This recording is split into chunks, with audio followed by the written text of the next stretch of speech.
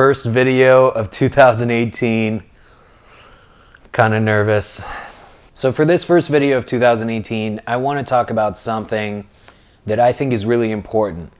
Something that I think we all should do, especially this year, and that is not putting Jesus in a box. I was reading my Bible the other morning, and John chapter 9.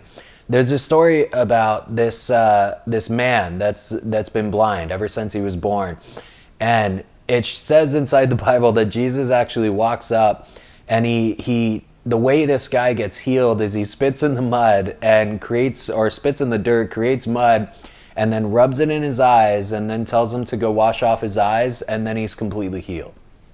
And I mean, like, this miracle in the Bible is really awesome. I think it's such a cool way that Jesus healed this guy, was to make mud with his spit and then rub it in his eyes and say, all right, go wash it out and you're healed. But what I love about this chapter in the Bible, chapter 9, is that after the healing, after this guy's healed, it says that people start to recognize him. It says that he walks out and people are like, hey, that's the kid that was blind since birth. And they're like, are you the kid that's blind? And it actually says that he's like, yep, I'm the kid that was blind since birth. But this guy, like, he spat in the mud, rubbed it in my eyes, and then I washed it off and I was healed. I could see. And then it gets really interesting because the Pharisees and the Sadducees come up and they're like, hey, you're the kid that was blind. And he's like, yeah, this guy spat in the dirt and made mud and rubbed it in my eyes, and when I washed it off, I could see. And I love this because they look at him and they're like, no, that's impossible. Who is this guy? And he says, I don't know. This guy just spat in the dirt and made mud and rubbed it in my eyes, and once I washed it out, I can see. And it says that he told them a couple times, and they kept denying it. They said, no way, no, this guy must have been a prophet. He must have known that you were going to get your sight back. Like, there's no way that this guy could have done that. And then it keeps on. I mean, you see this all throughout the Bible, is the Pharisees and the Sadducees always talk about Jesus, and then they always tell people that he's healing people through demons because he is a demon. They make up all these excuses, but what they did, or what I've noticed the Pharisees and the Sadducees always do with Jesus, is they try to put him in a box.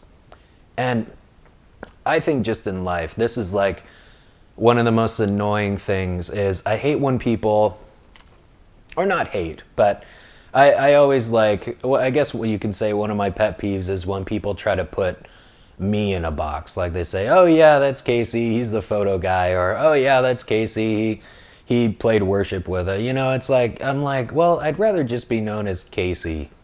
I don't know, it's weird, maybe I'm weird. But what I've noticed is the Pharisees and the Sadducees have always tried to put Jesus in a box. They always try to say, oh, Jesus, he's the guy from Nazareth, he's Joseph's son, like he's the carpenter guy. And I'm like, Jesus is so much more than that. And I was thinking about this passage, and I was thinking about that for this year, and I think that all of us need to stop trying to put Jesus in a box. I think that a lot of us have our thoughts of Jesus Christ and of like what he can do, and we kind of think about what he can do. We kind of put him in categories of Jesus is for Sunday morning, he's for praise and worship, and then for Monday it goes back to regular life. Or Jesus can do this. I can pray to Jesus for this, but I can't pray to Jesus for that, you know? And I think this year we need to start building up our faith, you can say. We need to start taking Jesus out of a box of what we think he can do, and we need to start putting more faith in him to get something that we've never expected from him. I think that we need to open our eyes, you can say, as this blind guy, open our eyes to what Jesus can do in our lives. And I think that we need to start believing for more. I think the best thing about being alive right now is that, unlike everybody in the Bible, we have this whole book to figure out how awesome Jesus is. We have this entire book to literally, it's like a cheat sheet to figure out how awesome Jesus is and what he can do for us. And I think that's so crazy that all of us just limit God to, all right, God, I need like $10 for this. And God's like, sure, I'll open up my massive wealthy heaven and I'll give you $10. Like, oh my God. Like, we can believe God for so much more. All we have to do is build up, literally, the Bible says we build up our faith in Him, and we can just watch how awesome God is. We can, like the Bible says in Psalms 97, it says, the mountains melt like wax before the Lord of all the earth.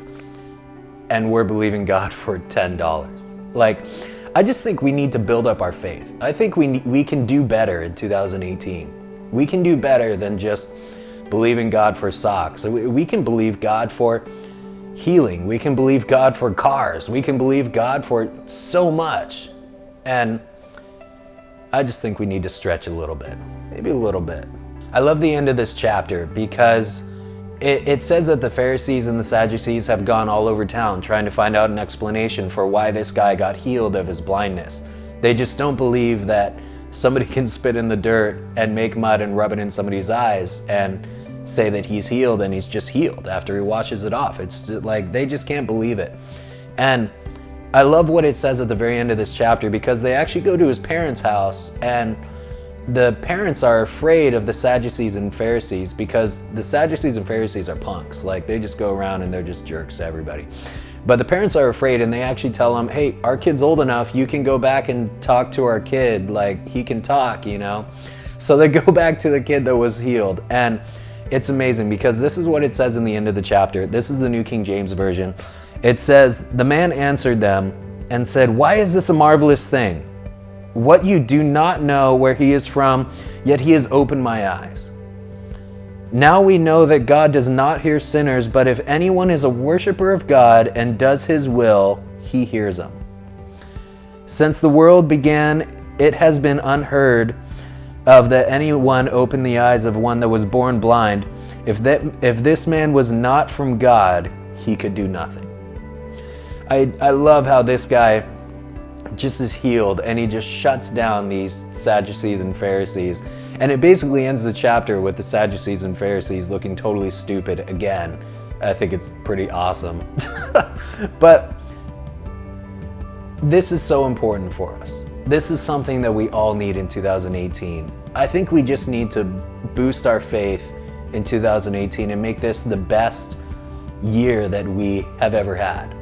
Maybe your year kind of sucked already. Maybe it's like right now when I'm recording this, it's January 15th, and maybe your year has been horrible already, but it can get better. It can get a lot better, because if you believe in God, and if you have faith in Him, and if you believe that He can do the things that you don't expect from Him, you're going to get a lot more. It's going to be a lot better.